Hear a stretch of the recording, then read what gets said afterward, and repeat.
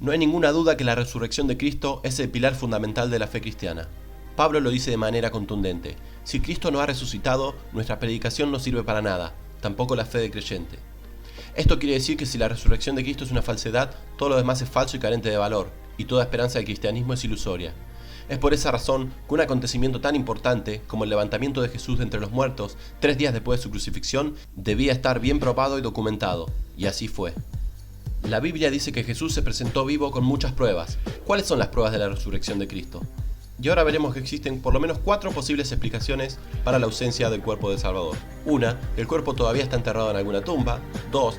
Que fue removido de la tumba por los enemigos del Señor. 3. Que fue removido de la tumba por los amigos del Señor. O 4. Que se levantó de la tumba y ahora está en los cielos. Vamos a considerar brevemente cada una de estas opciones. Sobre la primera de las posibilidades, simplemente la historia no apoya que el cuerpo de Cristo esté todavía enterrado en algún lugar cerca de Jerusalén, ya que cuando los apóstoles comenzaron a llenar esa ciudad con las enseñanzas de un Señor resucitado, las autoridades simplemente hubieran enseñado el cuerpo y por ende desmentido el mito entre comillas del Evangelio.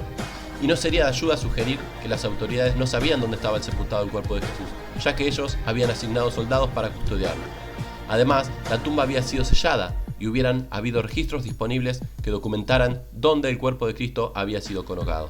Sobre la segunda posibilidad, es igualmente absurdo argumentar que los enemigos del cristianismo robaron el cuerpo de Jesús, ya que en el día de Pentecostés, cuando Pedro y los otros proclamaron la resurrección de Cristo, aquellos enemigos hubieran volcado abruptamente el cadáver del Señor en medio de la multitud, y el camino cristiano hubiera muerto en un quejido en ese mismo lugar.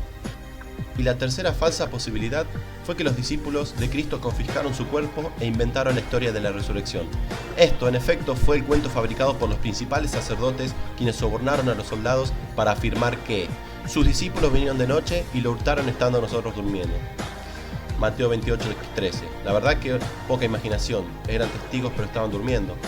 Y el apóstol Mateo, escribiendo esto a lo menos 2 décadas después de la resurrección, observó que este rumor ridículo se divulgó entre los judíos hasta el día de hoy, Mateo 28:15.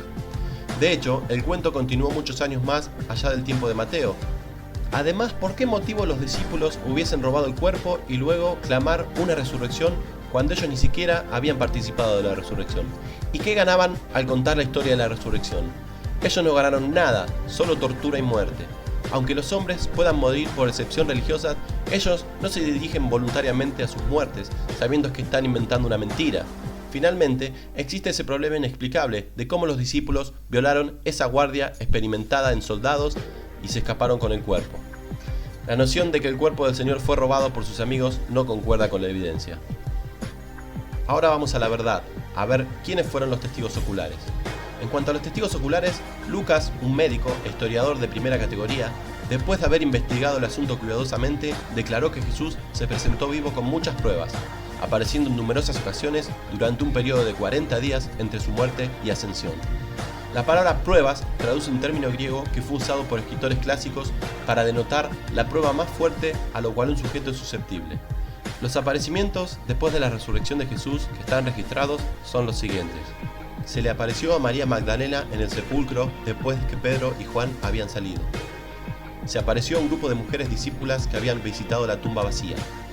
Se apareció a Pedro en la tarde el día de la resurrección. Se apareció a 2 discípulos en el camino de Emaús. Se apareció a los apóstoles en la noche de la resurrección. Se apareció a 7 de sus discípulos al lado del mar de Tiberias y preguntó a Pedro 3 veces si él le amaba. Se apareció en una misma ocasión a más de 500 hermanos, la mayoría de los cuales estaban vivos cuando Pablo escribió la primera carta a los Corintios, lo cual demuestra que la historia de la resurrección podía ser chequeada.